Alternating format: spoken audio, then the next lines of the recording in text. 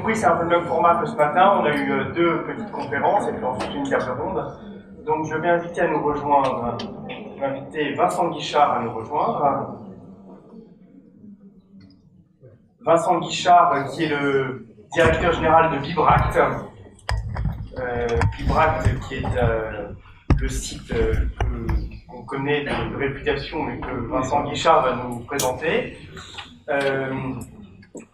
Voilà, à côté du Mont-Beuvray, classé monument historique, grand site de France, avec un programme de recherche depuis de nombreuses années, avec un musée de sites et une mise en tourisme très intéressante, un domaine foncier de 1000 hectares, et une démarche assez intéressante, puisque le site est toujours dans l'expérimentation. C'est un site, enfin, ce que me disait Vincent Guichard en préparant cette journée, c'est que c'est un site actif du point de vue scientifique, et que ce qui ressort de ce côté actif du point de vue scientifique, c'est le carburant de la visite.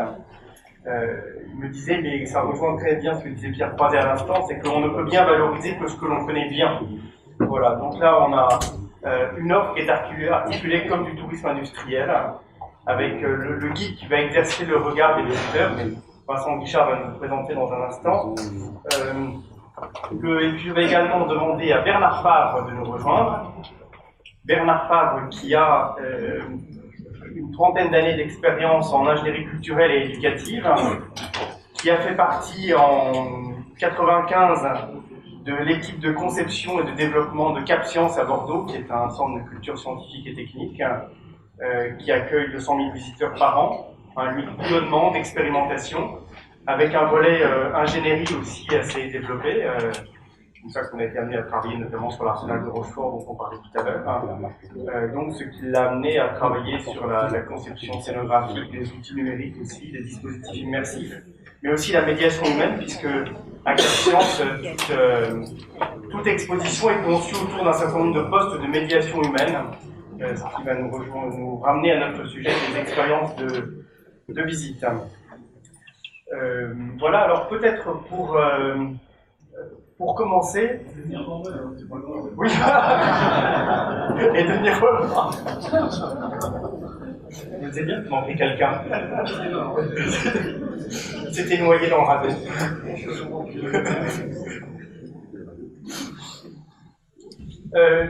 Vincent Guichard, quand on a préparé cette journée, vous m'aviez dit à Lisbonne, tout est à écrire. C'est ça qui captive le public. Et dans le même temps, justement, tout à l'heure, Denis Rolland disait qu'une façon de faire venir à l'histoire des gens qui n'y viendraient pas forcément, c'est justement de leur faire vivre l'histoire. Comment ça marche à Bibract? Comment vous faites? Racontez-nous Bibract. Oui, donc j'ai décidé de ne pas raconter en images, parce que devant des images, on est très bavard et on déborde des temps de parole, et le temps de parole est limité cet après-midi.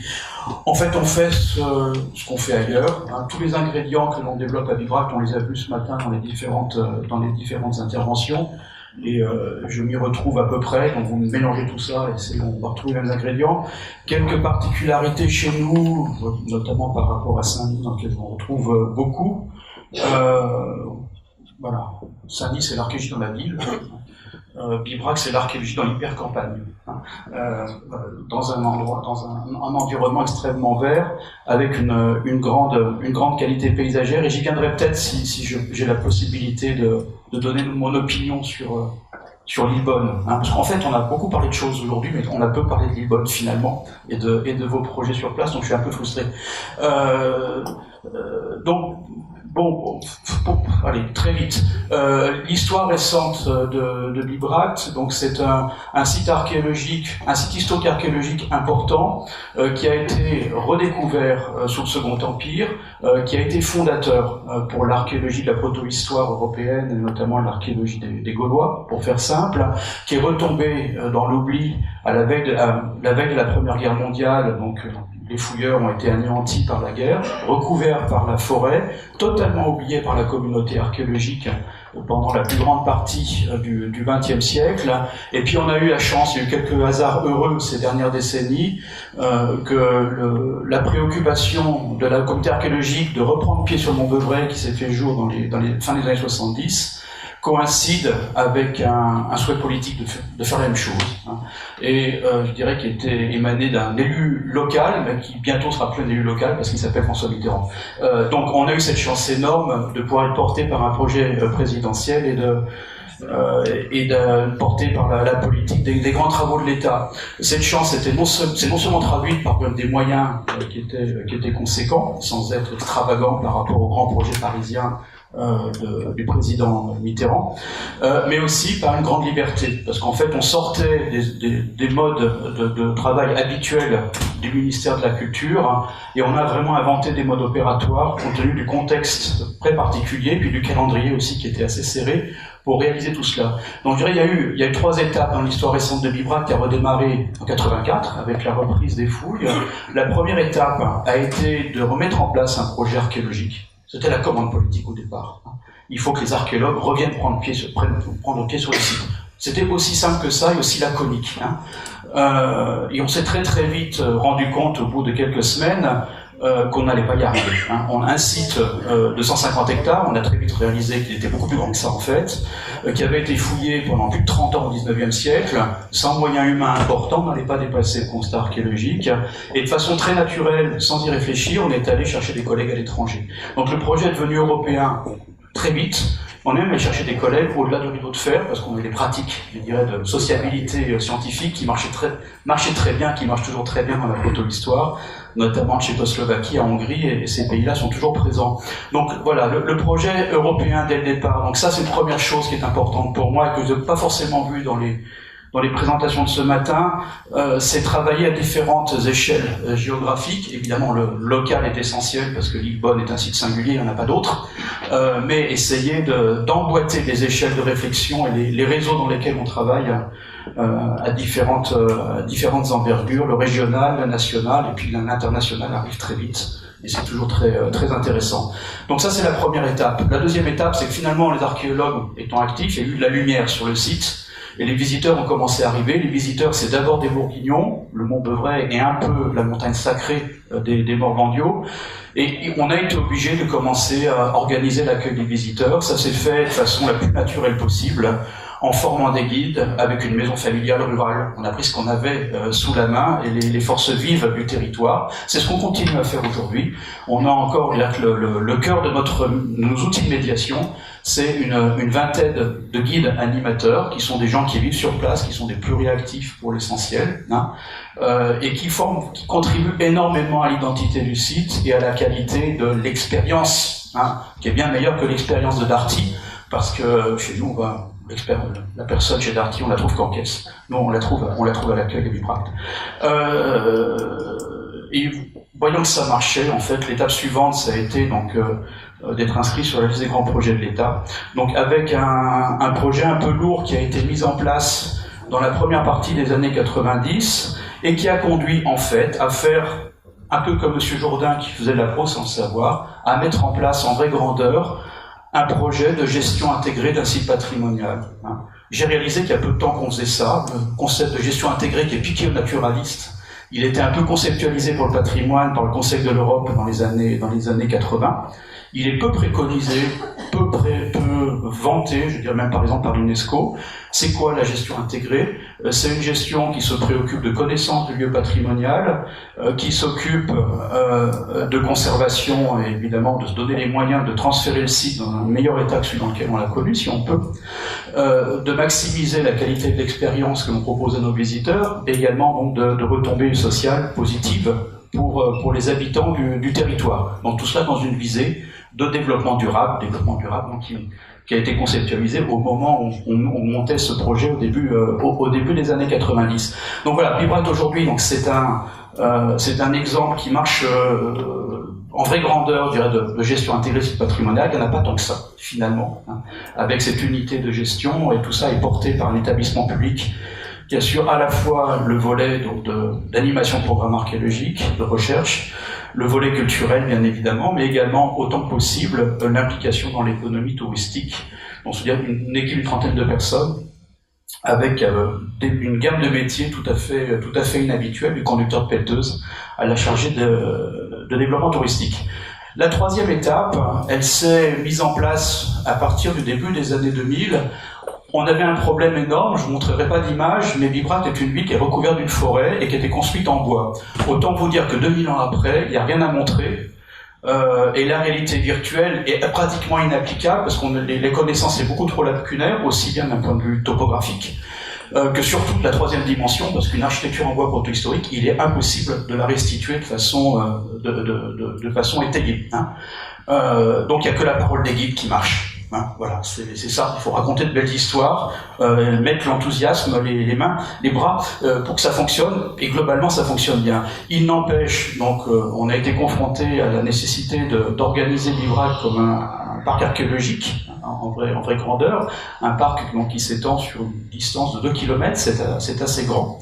Et on a très vite réalisé, et c'était pas une évidence au départ, par M. Moulin qui nous a parlé de son expérience, et on a fait ça, ce constat on l'a fait avec un de ses collègues, Paul Barnou pour ne pas le nommer, c'est-à-dire que l'architecte n'est pas suffisant. Enfin, les compétences d'architecte, il faut appréhender la ville globalement, et appréhender la ville globalement, c'est le travail d'un urbaniste. Alors, un urbaniste qui travaille dans une ville ruinée depuis 2000 ans, qui est couverte par une forêt, ça s'appelle un paysagiste. Hein. Donc, il nous est apparu, ce qui est une évidence aujourd'hui, que les compétences du paysagiste devaient être mises en place de façon forte sur ce site. Hein. Et ça s'est fait au cours d'un travail collaboratif extrêmement intéressant, notamment avec les tutelles État, puisque le site étant un double classement monument historique et site, donc on a la double tutelle le DRAC et DREAL, et ça se passe très très bien d'ailleurs. Donc vraiment de construire un projet partagé avec les tutelles, et qui est un projet de très long terme, d'évolution du paysage. Un paysage forestier, pour le faire évoluer, il faut suivre la physiologie des arbres, c'est un projet un siècle, qu'on a formellement fait valider en 2005. Donc vraiment, la notion du paysage s'est imposée pour nous à ce moment-là. Ça nous a permis de candidater à un nouveau label du ministère de l'Environnement, qui n'a aucune visibilité aujourd'hui, qui est le label Grand Site de France, hein, mais qui était extrêmement intéressant pour moi pour 2 raisons. D'une part, les collectivités qui sont impliquées dans ce démarche label Musée de France sont des militants du paysage. Hein, donc le label, en fait, en 2 mots, il est destiné à soutenir les collectivités qui prennent la responsabilité de la gestion durable des sites classés les plus importants du territoire. C'est très simple, hein, je dirais les préconisations du label, ça tient en 3 mots, un équilibre entre la conservation du site, la qualité de l'expérience pour les visiteurs et les retombées pour les habitants. Voilà, essayons de faire un projet qui maintient l'équilibre entre ces 3 facteurs. C'est pas du tout normatif, et ça c'est vraiment bien, c'est rare que l'État français nous laisse avoir des idées sur le terrain, hein. Et c'est vraiment une dynamique c'est vraiment un laboratoire extrêmement intéressant sur la gestion des territoires ruraux, et ça nous a permis, un peu en instrumentalisant le label, d'avoir une commande de l'État qui nous demande de travailler sur l'aménagement du territoire, dans les statuts de PCC. Je n'ai absolument pas su faire de l'animation territoriale. Donc on s'est associé pour cela au Parc naturel régional du Morvan. On a la chance aussi d'être dans un parc régional, et ça se passe très très bien, parce que finalement on a fait un petit laboratoire territorial au sein du parc, pour construire un projet de territoire autour de Bibracte. L'idée, alors c'est peut-être un peu idéal, c'est peut-être un peu naïf, parce que la réalisation, en fait, elle existe nulle part aujourd'hui, enfin elle est partagée dans notre réseau associatif, c'est que le patrimoine, et notamment au sein du patrimoine, le paysage, est une question qui concerne tout le monde, qui permet de créer du débat dans une société qui est très fragmentée, autant à la campagne qu'en ville aujourd'hui, et aussi que le paysage et le patrimoine, c'est un sujet transversal. Hein. Pour bien le traiter, il faut parler dans notre cas d'agriculture, de sylviculture, de développement touristique, de développement de l'énergie. Évidemment, c'est un sujet extrêmement important pour nous, merci pour les éoliennes. Et donc c'est un sujet transversal qui oblige à travailler en transversalité, notamment avec les grandes collectivités et l'administration, ce qu'on a énormément de mal à faire aujourd'hui. Donc voilà, c'est notre pari aujourd'hui. Il nous faudra quelques décennies aussi pour le mettre en œuvre, comme à Lillebonne. C'est qu'à partir de ce projet de qualification, de qualité pour un bout de territoire, de complètement définir ce que l'on souhaite pour ce territoire dans les décennies à venir. Merci. Merci pour ce témoignage sur l'image de ce que vous faites. On va y revenir tout à l'heure. Bernard Favre, je suis d'accord au regard de ces trois exemples d'expériences contrastées qu'on a. Là, ça marche? Oui. Donc, oui, Bernard Favre, je me tourne vers toi pour, au regard de ces trois exemples d'expériences sur des sites patrimoniaux qui plongent chacun à leur manière les visiteurs dans une bulle. À Rochefort, on monte et on monte sur le radeau. On met devant les yeux ce dont on va parler. À Javol, on plonge le visiteur dans l'histoire en l'immergeant dans une réalité virtuelle. À Bibracte, on a des guides qui nous amènent dans un parc patrimonial, qui nous accompagnent, qui nous jouent le rôle d'interprète, comme on est interprète d'une langue étrangère. Alors, j'imagine que dans la salle, il y a un certain nombre de personnes qui sont venues en voyant le titre de cet après-midi, les sites patrimoniaux et les expériences de visite, qui ont envie de savoir comment on fait pour réussir une expérience. Alors, quels pourraient être, et notamment au regard de ces trois expériences qui ont été développées ici, les ingrédients d'une expérience réussie? Si je peux pas.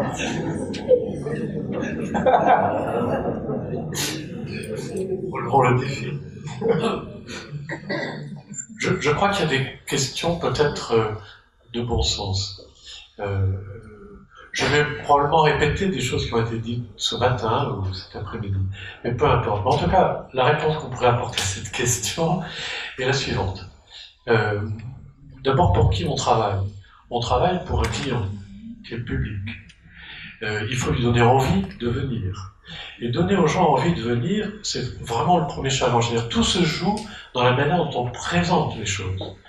Ce n'est pas parce qu'on a un bel objet à montrer que les gens vont venir. Il faut leur donner, ou produire chez eux une curiosité.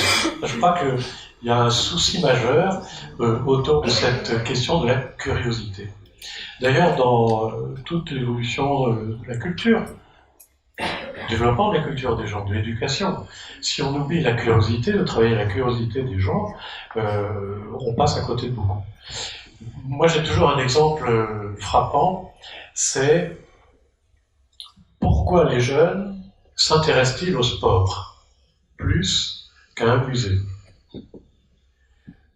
Pourquoi sont-ils plus à l'aise dans certains enseignements concrets que dans des enseignements théoriques? Les gens qui ont de la culture, les moyens intellectuels de développer leur culture et leur curiosité, ils viennent de toute façon voir les musées, voir les sites archéologiques, voir les équipements culturels, voir les monuments. Donc à partir de là, il faut que l'on ait exactement la même démarche marketing qui consiste à proposer au public quelque chose de facile d'accès. Une fois qu'on a réussi le challenge de faire venir des gens, il faut les garder un petit peu plus longtemps. Il faut les garder, et là, on a aussi des techniques qui permettent d'alimenter pendant le temps que les gens vont passer, puisque finalement on est dans cette caractéristique, c'est que nous sommes tous des gestionnaires de lieux, d'équipements, des concepteurs d'équipements dans lesquels nous voudrions que les gens passent du temps. Et que ce temps se solde par un sentiment de grande satisfaction et de grand plaisir. Donc, il faut leur apporter tous les ingrédients qui consistent à faire en sorte que les gens soient à l'aise. Donc du service, des choses très accessibles, des choses qui produisent de l'émotion plutôt positive, du plaisir. Donc ça veut dire qu'on ne met pas en premier la connaissance. La connaissance est un résultat, ce n'est pas un préalable. J'aurais développé mon savoir, ma connaissance, ma culture, si j'ai pu m'adonner à une activité qui a provoqué du plaisir. Et le plaisir, il peut être, et là il faut l'identifier, c'est quand même très très important, il y a plein d'enquêtes, il y a plein d'études psychologiques, psychosociologiques, qui montre que le plaisir est plus important lorsque, à la fin, j'ai produit un souvenir de quelque chose que j'ai fait et d'une rencontre humaine qui a été plutôt intéressante que lorsque j'ai appris beaucoup de choses. Bon, ça c'est important parce que peut-être que notre but, c'est de donner, à travers une visite, non pas la totalité des connaissances que notre exposition, que notre musée, que notre site peut produire, peut transmettre, mais augmenter la curiosité des gens pour qu'ils continuent de s'intéresser au sujet. Alors ça, c'est un petit peu quelque chose d'assez subtil, mais qui en même temps exige de notre part une grande humilité, parce que on voudrait souvent que lorsque les gens ont franchi la porte de nos équipements, de nos établissements, de nos sites, et lorsque ils en ressortent, ça y est, ils sont devenus archéologues, historiens, marins, et ainsi de suite. Naufragé. Comment être naufragé? Ça s'apprend.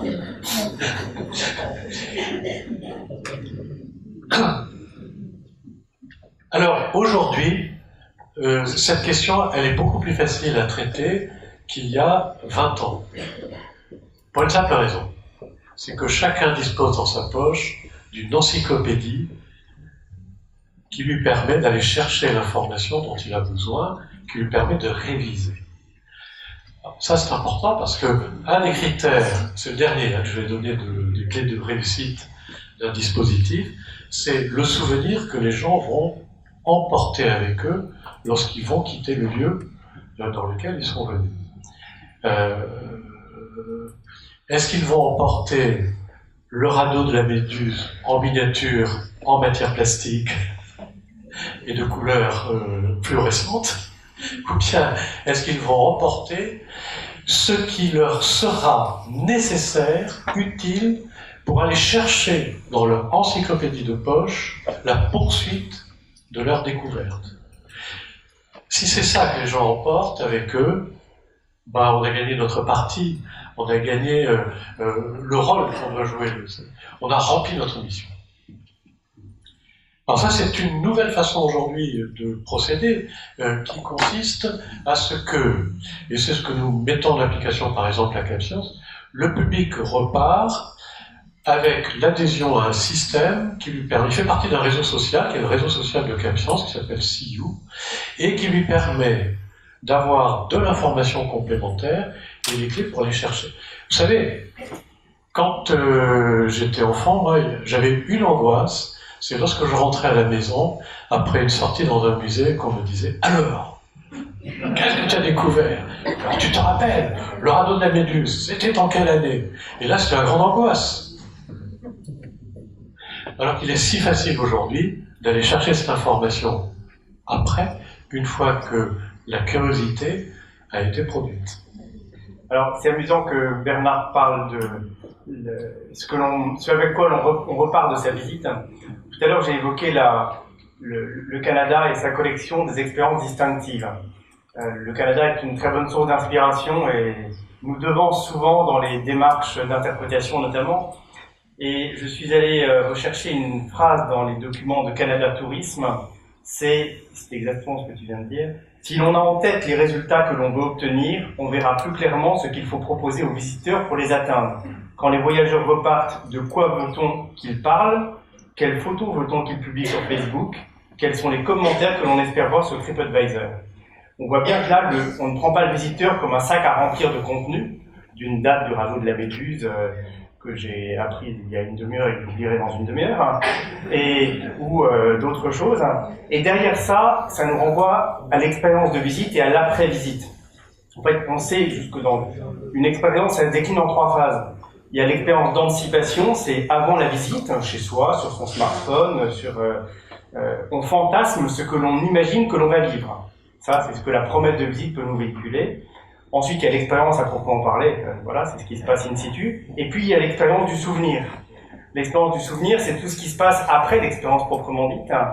c'est les conséquences de l'expérience, c'est les souvenirs, la place que ça va prendre dans la vie du visiteur, soit parce que ça l'a profondément marqué, soit parce qu'il a envie de la partager entre personnes du groupe, ou de la revivre a posteriori. Et on voit donc que derrière tout ça, dans le design d'expérience visiteur, il est aussi important de vivre l'expérience que de la raconter, ce qui passe notamment par le bouche à oreille, mais aussi par les réseaux sociaux. Et là, parmi vous trois, j'aimerais bien avoir les retours sur les 3 exemples que vous nous avez cités concernant l'après-visite. Alors je voudrais réagir peut-être pour nuancer un petit peu. Le souvenir, c'est pas la seule composante qui reste de l'expérience, et pour ma part, c'est pas celle qui me préoccupe le plus en fait. Cela dit, je rejoins tout à fait ce que tu as dit, Bernard, mais je le formule d'une manière différente. C'est-à-dire que pour moi, le but, c'est que l'expérience soit créative. C'est-à-dire que derrière, il se passe quelque chose. Je suis du souvenir très bien, mais si ça donne envie aux gens de faire quelque chose que je n'ai peut-être pas prévu au départ, c'est très bien. Et peu importe quoi, même si c'est un selfie devant les vestiges du théâtre, c'est déjà pas mal. Voilà. J'ai peut-être une formule comme ça, c'est de dire l'expérience personnelle compte, mais mon expérience ne compte pas. C'est-à-dire que je ne peux pas me baser sur ce que je ressens moi pour en faire des généralités. Pour autant, je ne peux pas non plus déterminer une généralité sur la manière dont le public va recevoir l'expérience que je lui propose. Chacun va le vivre d'une manière différente. À partir de là, pour moi, l'expérience, c'est en fait une mise en condition. J'essaie de mettre en place les meilleures conditions possibles. C'est-à-dire que je ne suis pas tout seul avec mon outil. Sur Javol, je me suis aussi préoccupé de savoir comment les gens trouvaient l'entrée du musée pour aller chercher les cases. Où est-ce qu'ils garaient leur voiture? Ce qu'on disait, ce qui était dit ce matin sur effectivement le côté un peu Disneyland où on porte une grande attention au parcours total du visiteur. Parce que ça fait partie de l'expérience, ça fait surtout partie des conditions dans lesquelles il va vivre ce qu'on lui propose. Et au milieu de toutes ces conditions, il y a un moment où on lui amène, dans le cas de Javol, la reconstitution 3D. Et à partir de là, on essaie de faire, alors c'est une ambition difficile quand même à atteindre, parce qu'il y a tout un tas d'autres préoccupations avant ça, mais c'est de se dire comment est-ce que l'image que je vais lui mettre sous les yeux va avoir un impact. Comment je réussis à être impactant, c'est-à-dire comment est-ce que je réussis à augmenter les chances que derrière, il fasse quelque chose avec ce que je lui propose. Parfois on tombe sur des choses assez terre-à-terre, c'est-à-dire que je vais essayer d'être très spectaculaire, je vais essayer d'être le plus beau possible. Je vais essayer justement de le frapper un peu visuellement, et derrière, je ne sais pas ce qu'il en fera, mais ce qui m'intéresse, c'est qu'il en fasse quelque chose. Voilà mon intention. Alors je complète, effectivement, les conditions de l'expérience sont très importantes. En réalité, nous avons le même métier que les hôtels, les restaurants, entre autres. C'est-à-dire que nous invitons les gens à passer un moment chez nous. Donc tout ce qui est les conditions de l'accueil, depuis la signalétique publique sur la route, 20 km avant, sont importants. Le moment où les gens rentrent, il faut qu'ils se sentent accueillis. Mais c'est colossalement une grosse partie du succès de nos conceptions, de nos sites et de notre métier, c'est l'hospitalité. Ça, c'est très très important.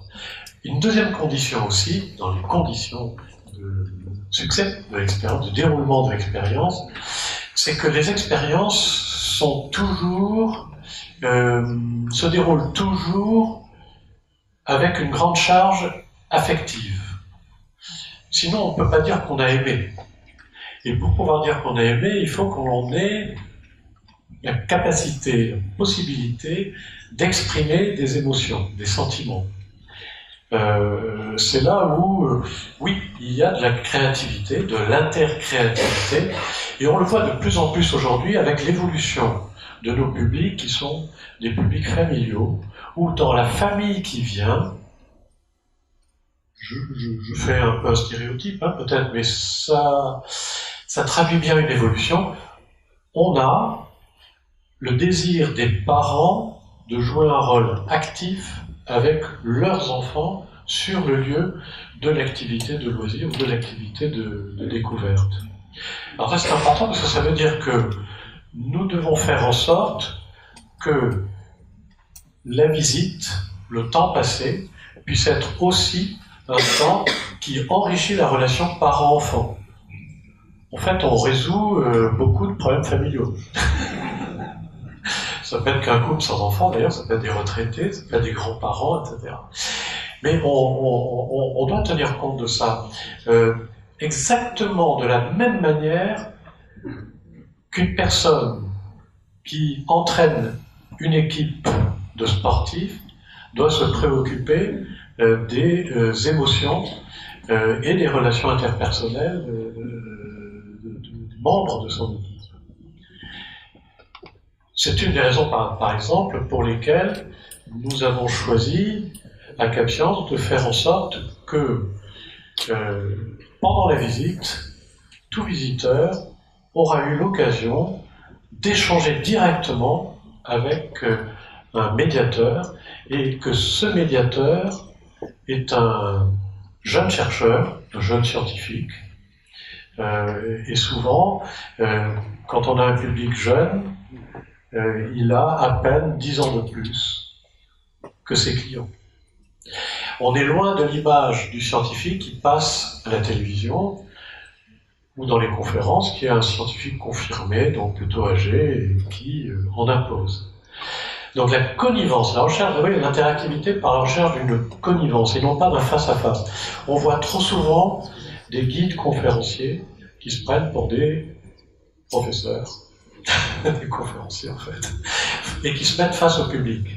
En réalité, ce que nous proposons dans la mise en scène de la visite, c'est que le médiateur soit à côté, côte à côte, avec son public et non pas face à son public. Et il doit l'être aussi physiquement. Donc j'en viens à la dernière condition du bon déroulement d'une visite, qui est la mise en scène, la scénographie. La mise en scène, oui, mais la mise en scène de qui, de quoi? La mise en scène du public. En réalité, un espace muséographique, un site naturel, un jardin botanique, on a eu l'occasion de travailler sur un jardin botanique,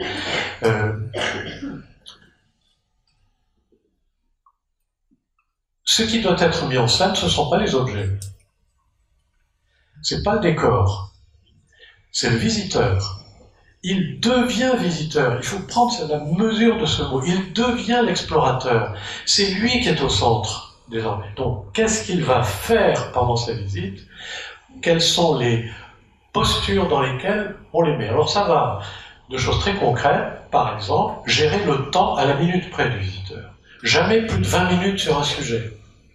Jamais plus de 40 minutes sans avoir la possibilité de s'asseoir. Jamais utiliser le même ressort, la vision, ou la manip, ou le déplacement, ou la contemplation, ou l'écoute d'un guide conférencier ou d'un médiateur.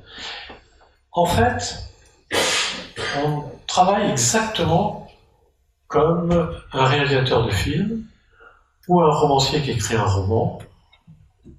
Il faut qu'il y ait plusieurs chapitres, que les chapitres ne se ressemblent pas, qu'on ait l'impression d'avoir vécu différents moments, une histoire, et que l'ensemble crée une histoire, avec un début et une fin, mais qu'on soit passé par des moments extraordinaires. Il n'y a rien de pire qu'une grande galerie à la façon du XIXe siècle, avec les tableaux alignés, ou un musée avec des vitrines alignées, où l'on met le visiteur en scène dans une seule posture, contempler des objets, et il est passé en revue comme un militaire passerait en revue ses troupes. Oui, donc, pour insister sur un point, il y a le lien social entre les différentes générations.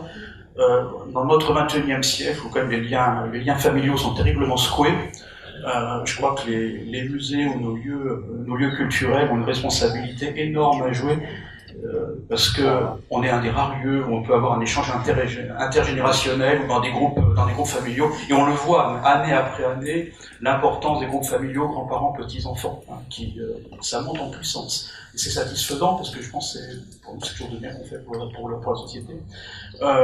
Donc mesurer la satisfaction, moi en fait je manque de chiffres. Alors si allez voir les commentaires sur Vibrac, sur TripAdvisor, c'est pas mal. Je vous recommande. Autre chose, il faut surprendre. Hein. Ça c'est moi l'argument qu'on donne souvent et que je ne supporte pas, ah oui, je fais ça parce que ça plaît. Hein, et notamment tous les machins en costume où on fait du puits du fou au rabais. Ça, je suis désolé parce que vous avez engagé ça à Lisbonne, vous n'êtes pas les seuls, même Provins. Hein, puis ça n'a pas de sens pour nous parce que ça correspond absolument pas à la pratique de l'archéologie, c'est complètement déconnecté de ce qui est notre travail. Mais surtout ne faites pas parce que ça plaît. Au contraire, proposez quelque chose que personne n'aura vu, pour lequel il n'y aura pas de référence et qui sera l'expérience de Lisbonne qu'on ne verra nulle part ailleurs. Bon, après, une fois que j'ai dit ça, je n'ai pas défini ce qu'il faut faire. Et peut-être que je donnerai une idée tout à l'heure si on le souhaite. Oui, il y a du débat, c'est bon. Alors, pas faire ce qui plaît sans doute, mais encore faut-il connaître ce qui plaît. Moi, je suis assez frappé de voir, en tout cas, je parle pour mon expérience, qu'on évalue très peu en France. Pareil du Québec, les Québécois évaluent beaucoup plus les pratiques, et on est très très fort pour produire de l'offre, et de l'offre très très originale, très créative. On fait des goûters d'anniversaire pour les enfants, si ça te fait oublier ici. On fait des tas de choses étonnantes, mais sans savoir si ça intéresse quelqu'un que nous. Parce que nous, on connaît le lieu, on connaît les collections, et on sait qu'on a envie de faire ça, que ça nous excite au plus haut point, et donc forcément, ça va être génial de proposer ça aussi. Ne pas suivre aveuglément la demande, sans doute, mais la connaître est quand même nécessaire. Ne serait-ce que pour savoir qu'on ne la suit pas aveuglément. Connaître me paraît de toute façon jamais une mauvaise démarche dans notre métier. Donc sans doute pas faire des choses parce qu'elles plaisent, et uniquement parce qu'elles plaisent, mais faire les choses parce qu'elles pourraient plaire. C'est peut-être une nuance à porter. On est quand même à la croisée de ces chemins-là, hein, entre ce qui nous semble juste et ce qui nous semble attractif. C'est bien des questions qu'on pose depuis le début. La notion de plaisir, de désir, de plaisir et de rencontre, ce qui fait quand même des musées, des lieux très proches des clubs échangistes. Moi, ça me convient assez bien. Ça peut prendre des formes assez variées. Je sais pas comment ça se passe à Bibrac derrière les arbres.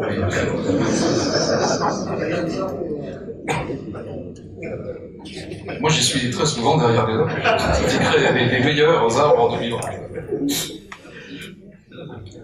Alors, je vais vous interroger tout à l'heure sur votre vision de Julio Bonnard, mais avant, j'aurais voulu qu'on revienne au numérique. Parce que on a eu là 3 exemples très contrastés. À Rochefort, sur le radeau de la Méduse, on est 100% humain, 0% numérique. Même si le numérique a aidé à modéliser, on l'a vu, mais en tout cas dans l'offre, dans l'expérience de visite. À Javol, à Bibrat, il y a un fort accompagnement humain. Il y a quelques outils numériques dans le musée, mais comme c'est majoritairement humain. À Javol, même s'il y a un guide, un médiateur, on est en grande partie sur le numérique. À Cap Science, il y a du numérique, mais il y a aussi beaucoup d'humains. Mais toute expo est pensée autour des 8 postes de médiateurs qui prennent chacun au plus 20 minutes, comme le rappelait Bernard Favre à l'instant. Et puis on croise aussi des élus ou des porteurs de projets qui veulent leur tablette, leur image 3D pour faire bien, parce que ça fait bien, parce que ça plaît, ça enlève du temps. Derrière ça, je me pose une question, est-ce que le numérique et plus globalement les nouvelles technologies, est-ce que c'est facilitateur d'expérience? Est-ce que c'est une grosse ornière dans laquelle on risque de tomber pour les sites patrimoniaux? Est-ce que c'est de la poudre aux yeux? Je donne ma réponse, puis elle donnera la vôtre. Le numérique, c'est comme n'importe quel autre dispositif, c'est un outil. Ça marche si l'outil est adapté à ce qu'on veut faire, c'est ni plus ni moins. Ça peut être le meilleur outil, ça peut être pas du tout intéressant. Je crois qu'aujourd'hui, on est un peu sorti. C'est-à-dire que le problème qui se pose à nous, c'est que le numérique est très spectaculaire, en tout cas peut être spectaculaire. Ce que les gens de ce métier appellent l'effet waouh. C'est un vocabulaire très remarquable. Et cet effet waouh, il dit bien son nom, c'est-à-dire waouh, génial. Et puis finalement, c'est pas ce que ça raconte, mais on a l'impression que ça va faire moderne. Et ça, je crois qu'on en est quand même globalement assez sorti dans les deux patrimoines aujourd'hui, pas forcément partout, mais et qu'on se dit simplement qu'est-ce que j'ai à raconter comme histoire et à qui, et est-ce que le numérique a sa place ou non dans cet objectif. C'est optimiste comme vision?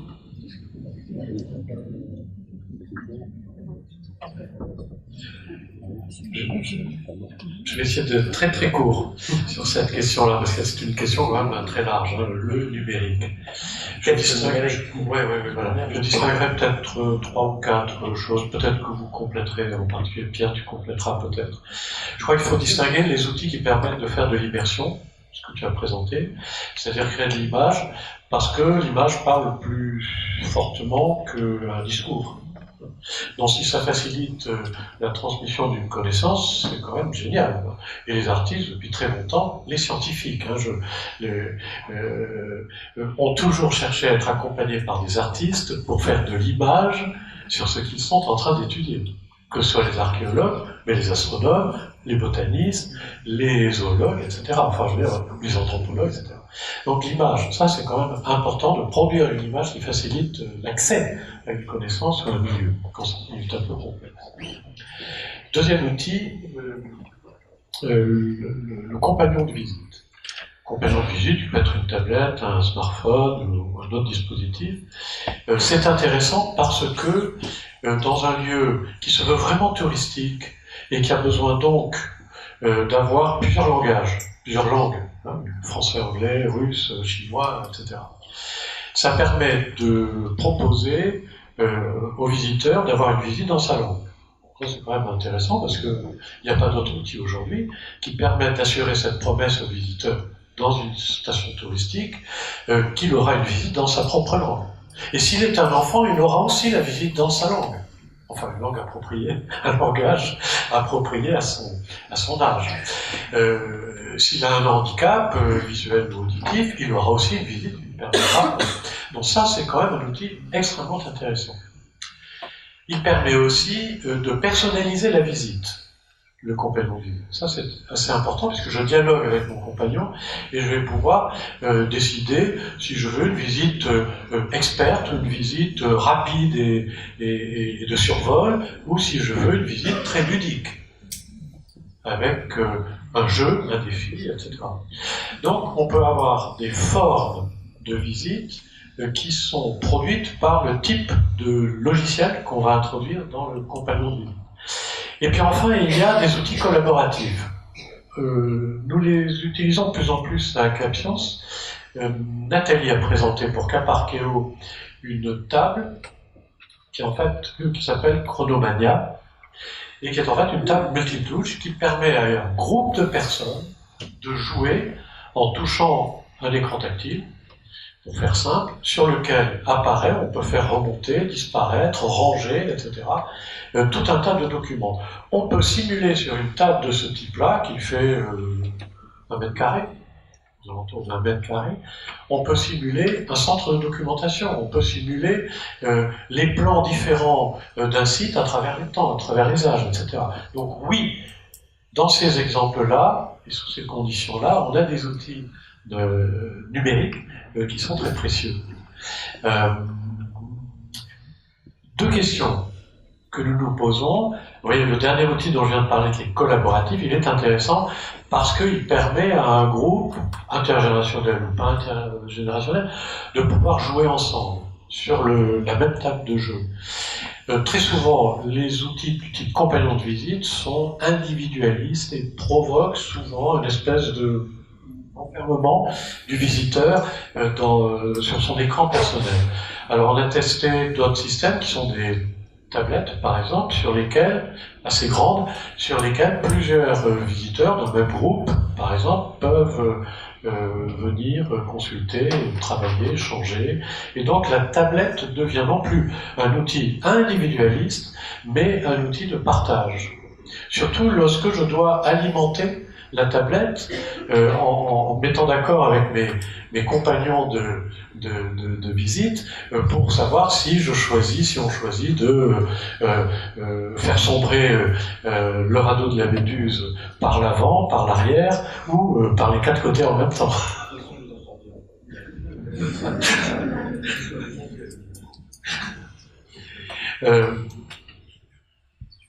Autre question qu'on se pose sur le numérique, c'est il a une existence instantanée. Vous avez vu des images, maintenant elles sont dans votre cerveau, c'est votre mémoire qui va jouer. Mais le numérique permet aussi d'assurer une poursuite de la visite chez vous.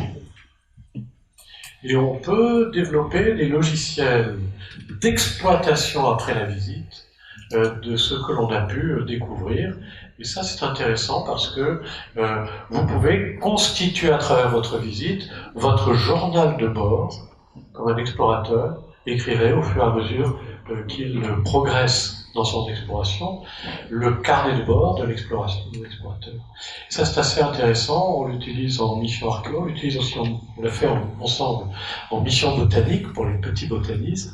Au fur et à mesure de la progression dans l'exploration d'un site, je constitue mon carnet personnel. Et c'est assez pédagogique. Ouais. Merci.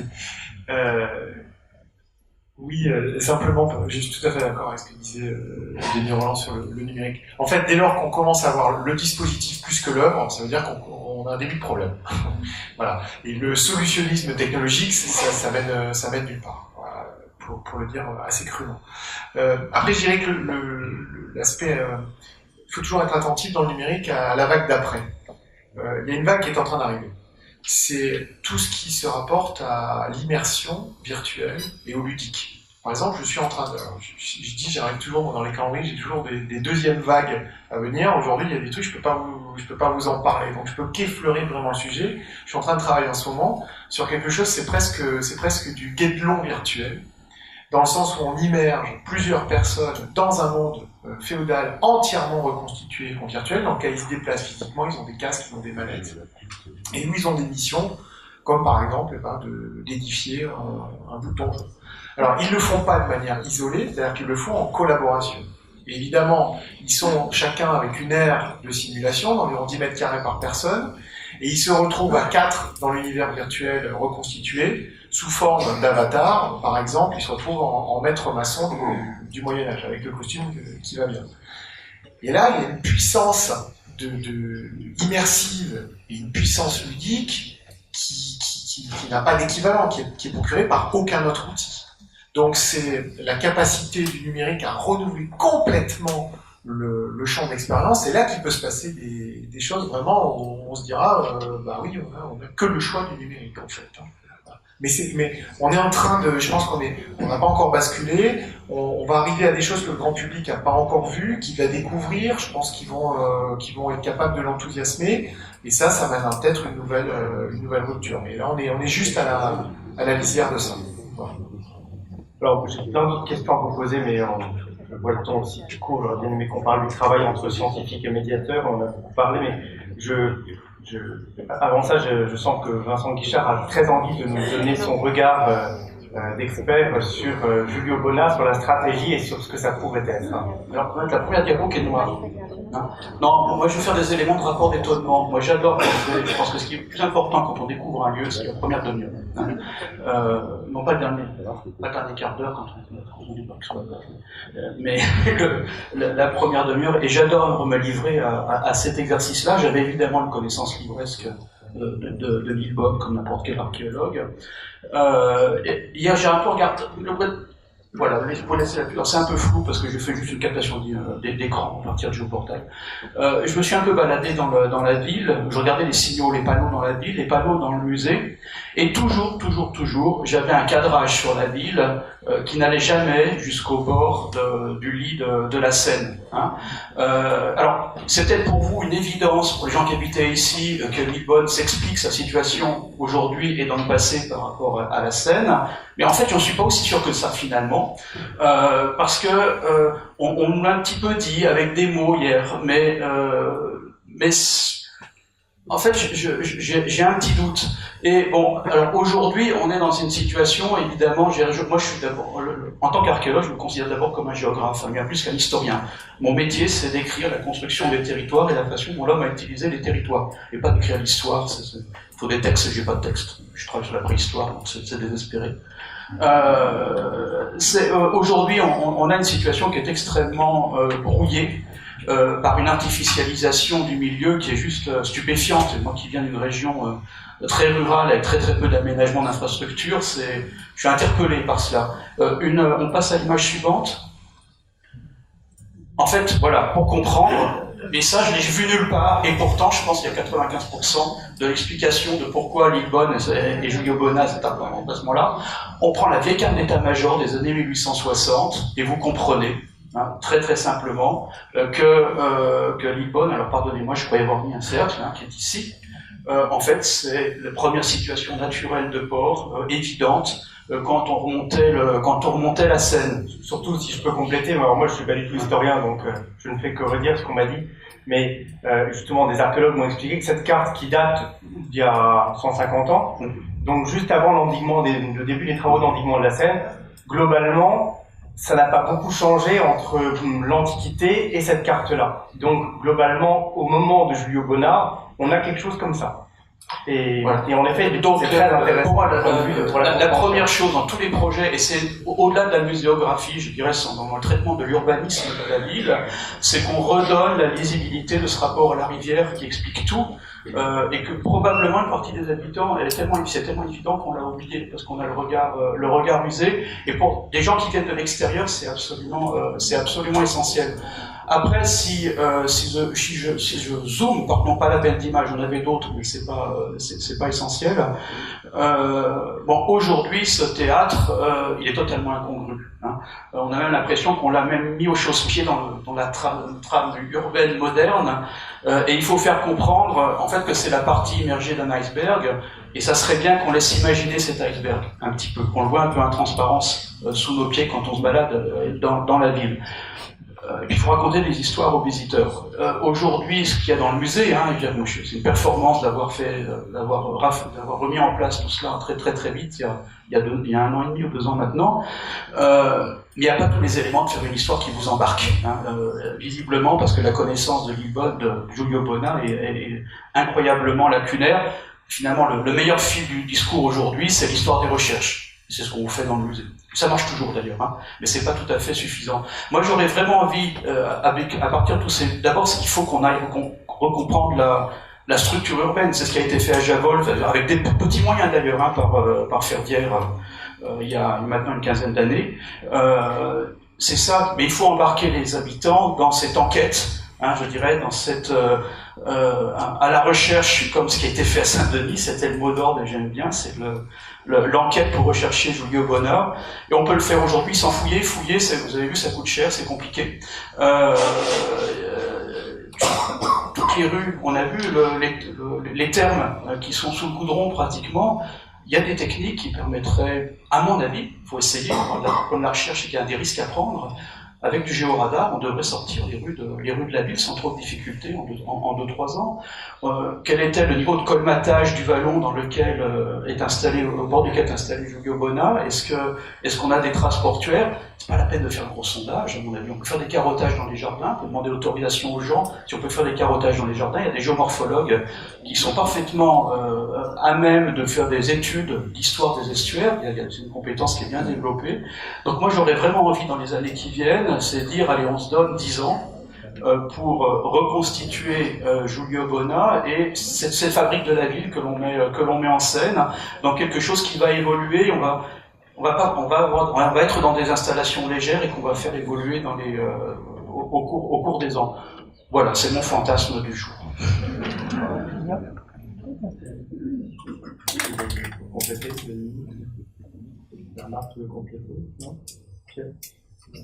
Ouais.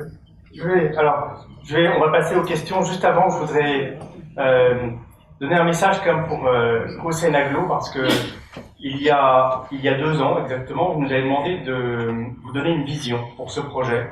Vous étiez pas très nombreux à avoir, et je regarde Samuel Craclin en particulier, à avoir cette vision de se dire qu'il y avait quelque chose potentiellement à faire ici. Et vous nous aviez demandé donc de vous donner une vision, de dessiner la colonne vertébrale d'un projet, de jeter les bases d'un projet commun, de préparer les générations politiques à venir. En un an après, ou 6 mois après, vous nous avez dit qu'on n'était pas assez ambitieux, ce qui est quand même assez rare par les temps qui courent. Généralement, les élus nous disent « vous êtes beaucoup trop ambitieux, revoyez votre copie ». Là, c'était pas ça, au contraire, vous nous avez dit « vous voyez trop bas, il faut voir plus haut ». Et il faut être très ambitieux parce que ce territoire et ce patrimoine le méritent. Et là, on était en novembre 2016, et puis en avril 2017, on vous a dit la première pierre de toute cette stratégie, donc avril 2017, il y a moins d'un an, la première pierre de toute cette stratégie, ça pourrait être d'organiser ce qu'on avait appelé à l'époque une journée grand témoin, pour mettre en perspective cette stratégie, pour donner de la créativité, pour donner du souffle, pour montrer qu'on est un territoire qui cherche à innover, pour fédérer, pour mobiliser. Et moins d'un an après, cette journée grand témoin, elle est là aujourd'hui, donc bravo. Bravo à Cossenaglo, parce que des maîtres d'ouvrage, nous on en voit dans toute la France, partout, et c'est très rare vraiment, de voir un maître d'ouvrage s'emparer aussi vite d'une stratégie, et surtout avec un tel niveau d'ambition, donc bravo, surtout continuez, c'est très prometteur, soyez ambitieux, continuez, étonnez-nous.